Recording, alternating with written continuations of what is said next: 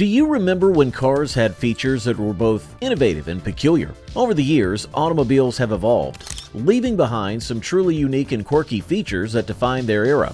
From ornate hood ornaments that were more than just decorations to retractable headlights that seemed straight out of a science fiction movie. Join us as we explore the 13 unusual old car features that no longer exist. Number 13. Automatic seatbelts. In the late 80s, some cars introduced an innovation aimed at enhancing safety: automatic seatbelts. These unique belts were designed to move into position automatically when the car door closed, ostensibly providing improved passenger protection. However, despite their initial promise, they ultimately proved to be more problematic than beneficial. The problem is, most people forget to put the lap belt on, so of course they're not nearly as well protected. Upon entering the front seat of the vehicle, whether as a driver or passenger, the motor-driven cross-chest belt would smoothly glide along the A-pillar, the vertical support between the windshield and the front door. It would then settle near the B-pillar, the vertical support between the front and rear doors, positioning itself across the passenger's chest. The intention was to offer automatic restraint, yet there was a crucial caveat: the lap belt, which needed to be manually fastened separately.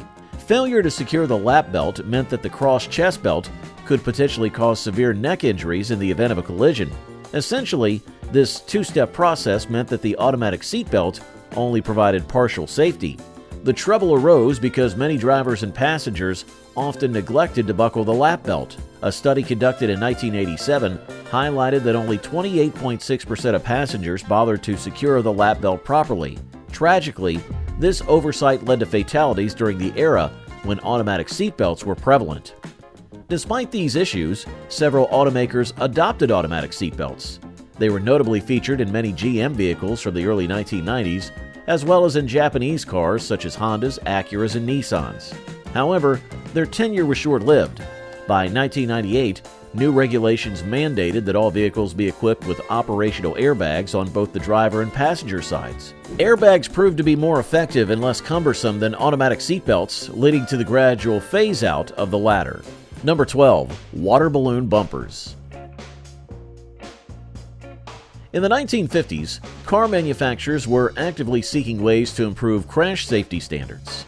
Amid various experimental approaches, one particularly unconventional idea emerged: water balloon bumpers. Instead of traditional solid bumpers, these were filled with water. The concept aimed to utilize the fluid's ability to absorb impact energy during collisions, potentially reducing damage to both the vehicle and its occupants. Despite its innovative premise, the public response was mixed. Some saw water balloon bumpers as a promising safety innovation, while others questioned their practicality. Companies such as Ford, Chrysler, and GM ventured into this experimental territory, introducing water-filled bumpers on select vehicle models. However, this feature never gained widespread adoption, remaining more of a niche concept. Despite the initial intrigue, water balloon bumpers posed significant challenges. They were susceptible to leaks and ruptures, raising safety concerns. Imagine driving along a highway only for your bumper to burst unexpectedly. Moreover, extreme temperatures, whether hot or cold, could cause the water inside the bumpers to expand or contract, affecting their performance. Additionally, the added weight of the water-filled bumpers impacted vehicle handling and fuel efficiency. As real-world testing exposed these limitations, water balloon bumpers gradually fell out of favor by the late 60s.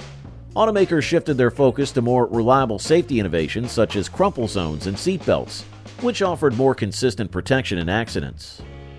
Thus, while water balloon bumpers represented a quirky chapter in automotive history and safety experimentation, their impracticalities ultimately relegated them to a brief and unsuccessful footnote in the evolution of car safety technology. Number 11. Car-mounted record players. In the mid-50s, Chrysler introduced an innovative feature in their automobiles: the Highway Hi-Fi, an in-car record player that aimed to revolutionize road trip music. This novel addition, launched in 1955, allowed drivers to enjoy their favorite tunes for an extra $200 without relying solely on radio stations. The turntable played special 7-inch records designed to withstand the bumps and vibrations of driving, which were thicker and more durable than standard records. Chrysler pioneered this feature, offering the Highway Hi-Fi as a factory-installed option, and other automakers cautiously followed suit. The turntable was mounted under the dashboard, allowing passengers to flip through their collection while on the move. However, the reality of using the Highway Hi-Fi was less ideal than its promise. The heavily weighed tone arm kept the needle on the record during road imperfections but could not entirely prevent skips. Changing records while driving was a delicate operation, akin to navigating traffic while swapping out a 7-inch disc, an accident waiting to happen. Additionally, the sound quality suffered due to bumps and vibrations, resulting in less than crystal clear music.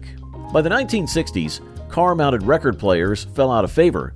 They were expensive, bulky, and impractical. The rise of 8-track tapes and later cassettes provided more convenient ways to enjoy music on the road. Number 10. The wrist twist swivel system. Ford's Mercury brand introduced a bold experiment in steering technology, the wrist twist system, in 1965. Instead of the familiar round steering wheel, drivers were greeted by 2 rotating dials resembling handlebars. The system allowed drivers to steer by twisting the dials at the end of the yoke, doing away with the traditional circular wheel. This setup bore a surprising resemblance to Tesla's recent yoke-style steering. The initial reactions to the wrist twist system were mixed. Some saw it as futuristic and ergonomic innovation, while others were puzzled and skeptical about its functionality. Ford's Mercury brand pioneered this design, but it never became mainstream. The yoke-like design tilted up on its column, making it easier for drivers to enter the seat. An armrest on both sides added an element of comfort. Despite its potential, the wrist twist system faced significant challenges. Drivers struggled to adapt to the thumb rings in the absence of a traditional wheel. The mechanism lacked the reassuring resistance and feedback that a regular steering wheel provides, making control difficult. Safety concerns were also paramount. Although padding the yoke could reduce crash risks, the absence of a rim meant there was no protection against head or knee injuries in the event of an accident. Ultimately, the wrist twist system faded away, as drivers preferred the familiarity and reliability of a circular steering wheel. While it was an intriguing concept, the execution fell short and the system never achieved widespread adoption. Number 9. Ford Edsel's teletouch transmission. In the late 1950s, Ford's Edsel division introduced a new feature that aimed to change the way people shifted gears: the teletouch transmission system. Unlike traditional gear sticks, teletouch placed the transmission buttons in a ring within the center of the steering wheel. This bold move aimed to enhance safety by minimizing distractions for drivers. But did it meet expectations? It's a new idea that puts shifting where it belongs, so you can keep both hands safely at the wheel. The Edsel was a product of Ford's ambitious e-car program, which wanted to set itself apart from other Detroit cars. While the unique horse-collar grille and boomerang taillights made the Edsel visually distinct, the teletouch transmission system and its spinning saucer-like speedometer stood out as notable interior figures. Teletouch had push buttons for selecting gears, allowing drivers to shift without reaching for a column-mounted lever. And look, you can shift and turn the wheel at the same time, where the control remains stationary. The buttons were placed right on the steering wheel, promising convenience and ease of use. However, this new placement led to unexpected problems. Drivers found the teletouch system confusing. Imagine trying to change gears while navigating traffic with buttons on your steering wheel. The initial excitement faded as people struggled with the unusual setup. Additionally, the system's reliability was questionable, with occasional glitches and errors. The teletouch system was used only in Edsel cars. Despite its potential, it faced criticism and skepticism. By 1960, Ford had discontinued the Edsel brand, and with it, the teletouch transmission. Safety concerns and mixed public reactions ultimately led to its end. Number 8. Absence of crumple zones. In the past, cars did not have an important safety feature that we now take for granted: crumple zones. These zones are designed to absorb and redistribution collision forces, minimizing harm to passengers. However, older vehicles lack this protective mechanism, leaving passengers more vulnerable during accidents. Cars from previous eras had rigid frames that did not deform upon impact. When a collision occurred, The entire frame, including the passenger compartment, remained unyielding. As a result, the force of the crash directly affected the occupants, leading to severe injuries even in relatively minor accidents. The absence of crumple zones meant there was no buffer to absorb and dissipate the energy of a collision, making the impact much more dangerous for those inside the vehicle. Initially, the general public did not fully understand the importance of crumple zones. The lack of awareness meant that many people did not realize how crucial these zones were for their safety. Without crumple zones, the passengers bore the full brunt of any impact, with the rigid car frames doing little to protect them. Even minor accidents could lead to serious injuries, as there was no mechanism in place to absorb the energy from the crash. Most car manufacturers did not include crumple zones in their designs until safety regulations evolved. Over time, advancements in vehicle design and increased focus on safety led to the widespread adoption of crumple zones. Today, modern cars incorporate these zones, which deform strategically during collisions to reduce the severity of injuries. This crucial development has significantly improved passenger safety, making cars much safer than they were in the past. Number 7. Subaru 360's fiberglass body. The Subaru 360, produced from 1958 to 1971, was Japan's first mass-produced automobile. Its compact size, lightweight build, and 356 cubic inches air-cooled two-stroke engine made it a popular choice for city driving. What else can you say about a car that cost $12.97 port of entry? A little Subaru. One of its most unique features was the fiberglass roof panel. Introduced in '58, the fiberglass roof was an innovative attempt to keep the car lightweight and economical.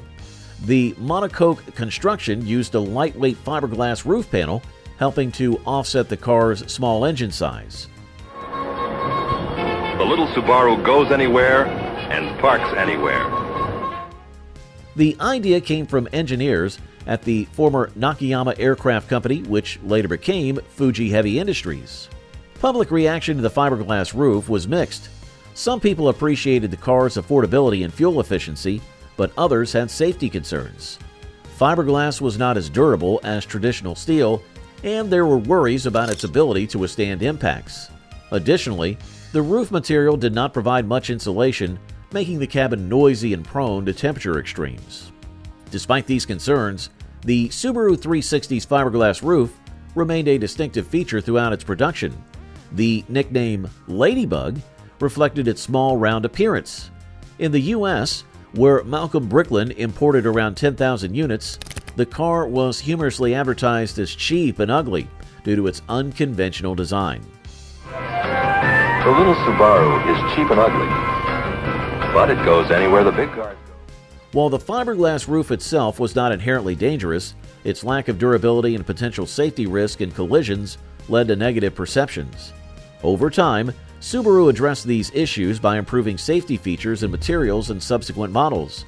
The Subaru 360 continued production until 1971, but the fiberglass roof was eventually phased out.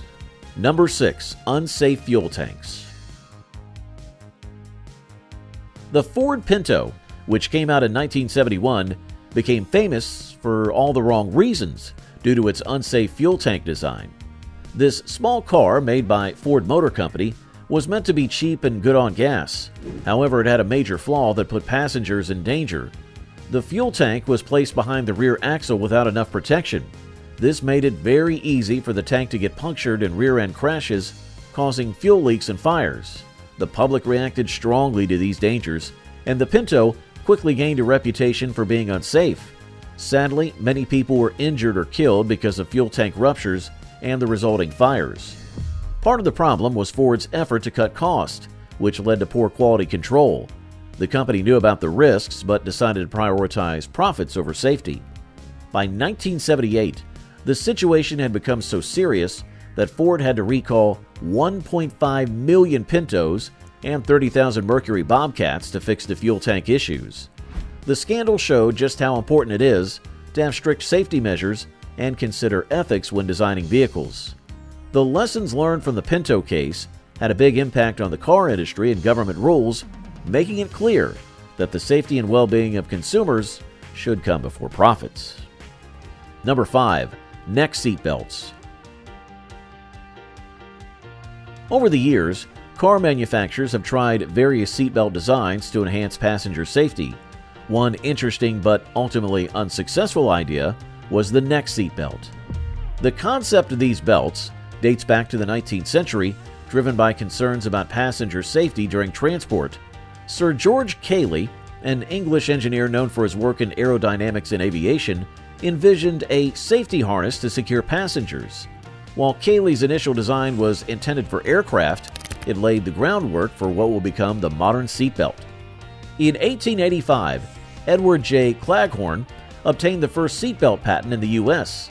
His safety belt aimed to protect tourists in horse-drawn cabs navigating through the rough streets of New York City. This basic harness, consisting of straps, hooks, and buckles, ensured passenger safety during bumpy rides. Fast forward to the mid-20th century. Swedish engineer Nils Bohlin revolutionized seatbelts by inventing the three-point seatbelt in 1958. Before this, cars featured two-point lap belts that secured across the body. Bohlin's design added a shoulder strap, significantly enhancing safety. However, during this period, some manufacturers experimented with neck seatbelts, which directly restrained the head to prevent whiplash. Unfortunately, these belts pose serious risks. In accidents, the neck seatbelts could strain or injure the neck, leading to their eventual abandonment. As awareness grew about the dangers of neck seatbelts, car companies phased them out. By the 1960s, the three-point seatbelt became the standard, offering better protection without neck-related risks. Number 4. Non-collapsible steering columns. In the early days of automobiles, safety features were often overlooked. One particularly dangerous relic from this time was the non-collapsible steering column. Before the late 60s, most cars had steering columns made of solid metal. These columns connected the steering wheel to the gearbox and other components but lacked any form of collapsibility. In a collision, the force could propel the steering column forward, turning it into a lethal spear. Drivers faced the grim prospect of being impaled by their own steering wheel during an accident. In a crash, the rigid column would thrust toward the driver's chest or abdomen, causing devastating injuries. Broken ribs, punctured organs, and fatalities were all too common. The public gradually became aware of this hazard, leading to growing concern and demands for safer designs. As awareness spread, automakers faced pressure to address this life-threatening flaw. In the late 60s, engineers introduced collapsible steering columns. These new designs incorporated telescopic mechanisms or energy-absorbing materials. When a collision occurred, the column would collapse, reducing the risk of impalement. Companies like Ford, General Motors, and Chrysler led the charge in adopting these safer designs. By the 1970s, collapsible steering columns became standard across the industry. The National Highway Traffic Safety Administration mandated their use, emphasizing occupant safety. This change was a significant leap forward, sparing countless lives from gruesome injuries. Number 3. Jaguar XK8's self-destructing tensioners. The Jaguar XK8, which debuted in the late 1990s, was a notable luxury car. However, it had a major issue hidden under its stylish exterior: plastic timing chain tensioners. These tensioners were vital for keeping the timing chain at the right tension and ensuring the engine's timing was precise. The problem was that the plastic used for these tensioners would become brittle over time. As a result, they often failed, causing the timing chain to slacken and leading to severe engine damage. Owners of early XK8 models frequently reported hearing a disturbing clack-clack-clack noise during cold starts. The noise came from the tensioners trying to function despite cracks in their plastic bodies. The cracks caused oil to leak, preventing the piston from achieving full tension. This compromised the engine's performance and longevity. When the tensioners failed, the timing chain could become misaligned, leading to collisions between the valves and pistons, bent valves, and even complete engine seizure. Fixing this issue was extremely costly, requiring the engine to be disassembled to replace the faulty tensioners. These reliability problems upset Jaguar owners and damaged the brand's reputation. Fortunately, Jaguar took steps to resolve this issue. Around 2001, they introduced more durable Morse chain sets for the tensioners. These third-generation tensioners were much more reliable. Regular oil changes are still essential to avoid further problems with the tensioners. Number 2. Metal dashboards. Metal dashboards were once ubiquitous in early automotive design. Constructed from materials like steel or aluminum, these rigid panels served as the primary interface between the driver and the vehicle. Emerging alongside the earliest automobiles, metal dashboards initially functioned as protective barriers, housing essential controls such as steering mechanisms, speedometers, and oil pressure gauges. However, they lacked any form of padding or cushioning, leaving occupants vulnerable in the event of a collision. The inherent danger of metal dashboards lay in their unyielding nature. During crashes, these solid surfaces pose significant risks, effectively becoming potential hazards themselves. The impact of a collision could propel drivers or passengers directly into these hard surfaces, resulting in broken bones, head injuries, and internal trauma. Without any padding to absorb the shock, the severity of injuries was often exacerbated. As awareness of automotive safety grew, automakers began to prioritize occupant protection. By the mid-20th century, padded dashboards were introduced as a significant improvement. These new designs incorporated materials such as foam or vinyl, offering a softer and energy-absorbing surface. Although the transition from metal to padded dashboards was gradual, it represented a crucial step forward in enhancing vehicle safety. By the 1970s, regulatory changes and increased consumer demand accelerated the phase-out of metal dashboards. Padded designs became standard across the automotive industry, significantly reducing the risk of injuries during accidents. And number 1, pop-out windshields. Pop-out windshields were once a significant innovation in automotive safety, albeit with both intended benefits and unforeseen drawbacks. In the early days of cars, windshields differed greatly from today's laminated safety glass. Originally, they were optional features, primarily serving to shield passengers from dust and debris rather than to protect them in case of accidents. Early windshields were crafted from plate glass, similar to house windows, and were horizontally divided. It wasn't until around 1915 that Oldsmobile pioneered the shift by making windshields standard equipment in their vehicles. This marked a pivotal moment in automotive safety as more manufacturers began to adopt windshields as essential components. The concept of pop-out windshields emerged much later, notably with the Tucker automobile in the late 40s. These windshields were designed to eject outward as a single unit during collisions, aimed to prevent dangerous shattering that could harm occupants. However, this innovative safety feature inadvertently introduced a new risk. Passengers could be forcefully expelled through the windshield upon impact, especially if they were not secured by seatbelts. As safety concerns and awareness evolved, the automotive industry gradually moved away from pop-out windshields. By the 50s, curved panoramic windshields gained popularity for their enhanced visibility and reduced risk of ejection during accidents. This shift reflected a broader commitment to improving both the safety and comfort of vehicle occupants, marking a significant evolution in automotive design and safety standards. Exploring these 13 unusual old car features has been a journey through automotive history, highlighting innovations that once defined the industry. Which of these features surprised you the most, and what other vintage car mysteries would you like us to uncover next? Like, share, and subscribe for more intriguing automotive insights.